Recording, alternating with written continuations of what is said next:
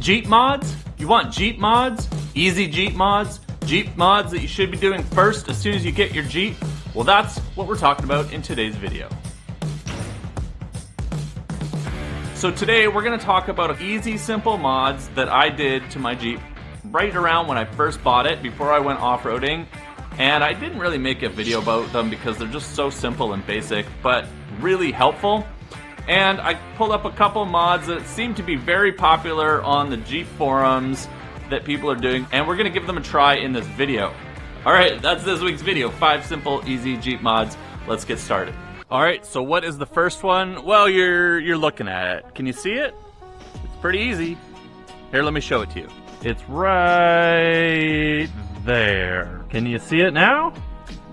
Right here? Right there on the hinges. You still can't see it? Wondering what I've done? Well, one of the first things I did with my Jeep is I put protective film on all of the hinges. Now, you can go get this done professionally, but honestly, it only takes a few minutes, and you can pick up protective film strips on Amazon for, well, I guess it depends on how many feet you want of it, but it's super cheap. 20, 30 bucks, you get a whole roll of it, and you can do all of your hinges. And I'm gonna show you something else that you should be doing with that protective film as well, in addition to the hinges.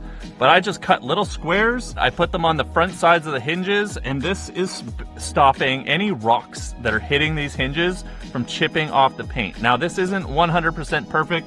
There are still little areas right on the edges that the protective film doesn't quite protect, but a majority of it is protected by this protective film, and you can replace this in 5 or 10 minutes if it starts to get nicked up or doesn't look too good over time. But after a year, mine has held up really well, and you can actually see where some of the rocks have hit these hinges, and, well, it hasn't chipped it, but you can sort of moved around the protective film a little bit. So this is what I've used. This is just Expel paint protective film. This comes in a roll. This one, I think here is 84 inches by 6 inches.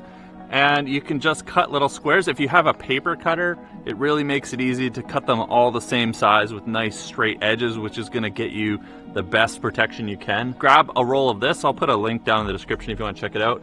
And there's all kinds of little things you can protect on your Jeep. If you can apply a sticker, you can put some of this stuff on the trouble spots of your Jeep. Which leads me to the next one, and this one I wish I did when I got my Jeep. I didn't think it was going to be a problem because I was being super careful, but last time I washed it, I noticed that it is becoming a problem. Right here, I've started to wear the paint off the bottom of my door sill from getting in and out. And I thought I was being super careful by stepping up here. I had the plastic piece on here. I took it off to wash underneath it because there's tons of dirt and grime under it, so I've just been washing that up. And while it's off, I am going to put a strip of protective film on and roll it around the corner to prevent this from getting worse. As well, I'm going to put some protective film on all of the doors so this doesn't happen to any of them. This has happened on the driver's side because this one gets the most use. My JK has this. I've seen several other JLs with this. I'm gonna get this painted at some point, but for now I'm gonna put some protective film over it to prevent this from getting worse until I get this painted. So as far as installing protective film, I am definitely not a protective film installation expert by any means. I just cleaned up the area really good with some rubbing alcohol, and then I soaked it with water with a little bit of dish soap in it to make it slippery. That's what Expel recommends for installations. Then I put some on the inside, or the sticky side of the protective film. I just took a sheet that's just wider than the area that I have been removing the paint off my door sill, cut it, nothing too crazy, and then just slowly kind of wrapped it from the top down to the bottom. Couple little air bubbles. It's not perfect, but then again, my Jeep isn't perfect. I just want to prevent paint from being worn off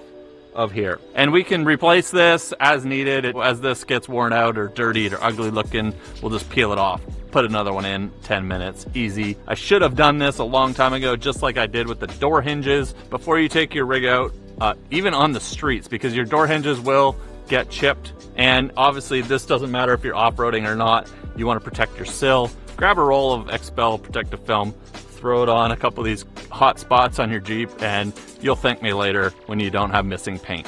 All right, this next easy mod, I'm gonna show you from the passenger side because it's a lot easier to see. So let's hop in and I'll show it to you.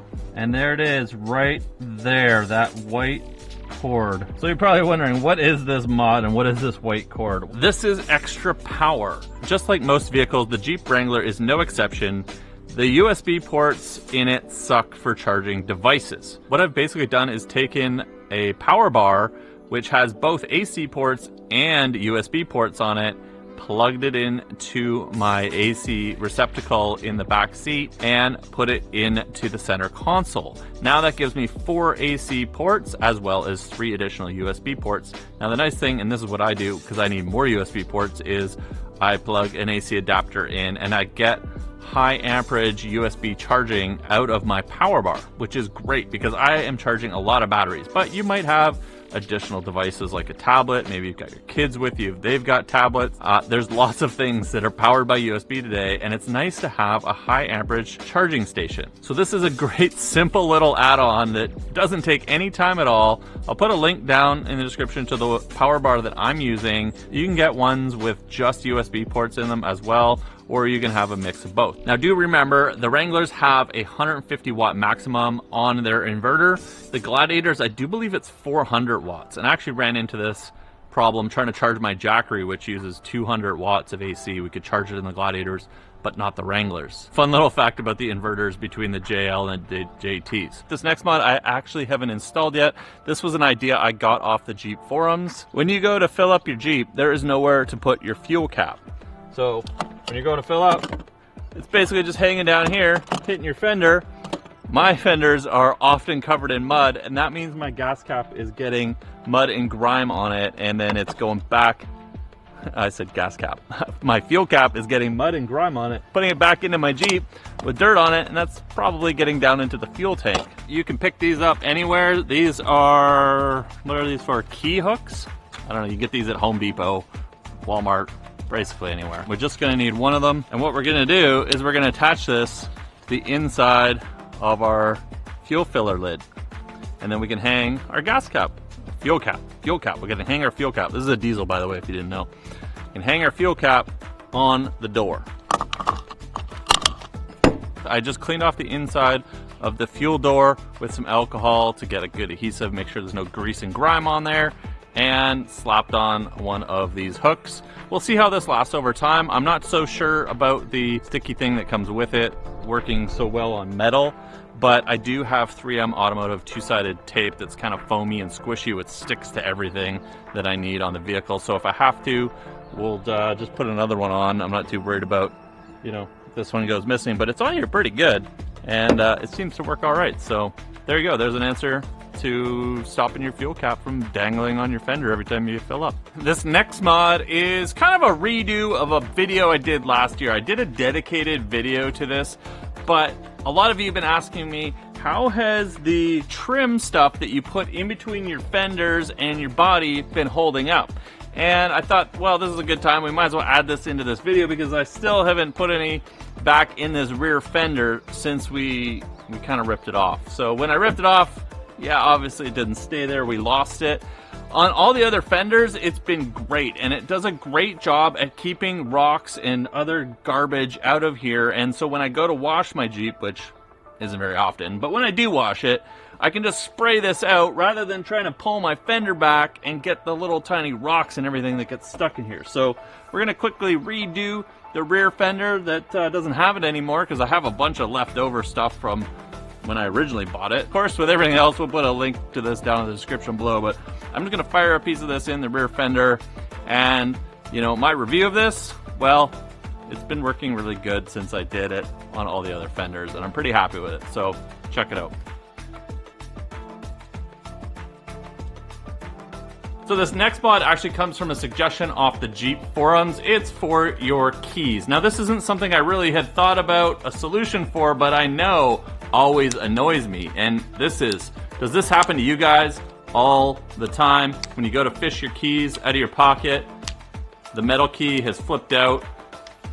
It's bad enough the Jeep, you know, forces us to have one of these giant key fobs for our Jeeps. There's also this giant knob of a button that sticks out, and it seems to always get pressed when my keys are in my pocket. So somebody had suggested to take a little nylon or rubber washer, glue it on so that you can't press the button.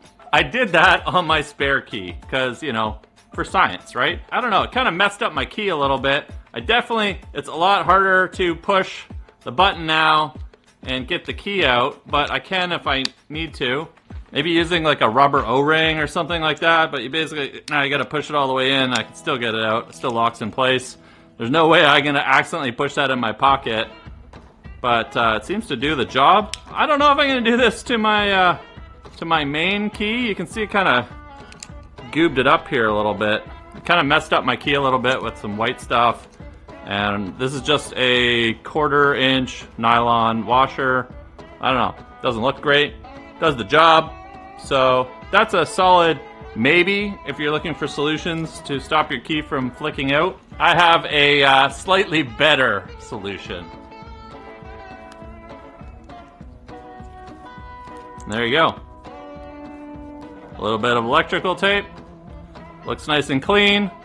Yeah, you gotta peel it off if you need your key, but I can't ever think of an occasion that I've needed my key, the physical key, in all the time that I've owned my JL. Electrical tape, no more key flicking open in your pocket, no matter if you push this button or not. Jeep, redesign your key fobs, they're ridiculous. This last one really wasn't something I was gonna include in the video because this is actually 6 easy mods, but this was one of the most discussed things that when I started searching for easy Jeep mods, first Jeep mods, or Jeep hacks, was the antenna. And the JLs have a really ugly antenna. It whacks the A-pillar, or in my case, my roof rack. Lots of people had suggestions of replacement antennas, but to be honest, guys, who listens to the radio in 2021 anyways?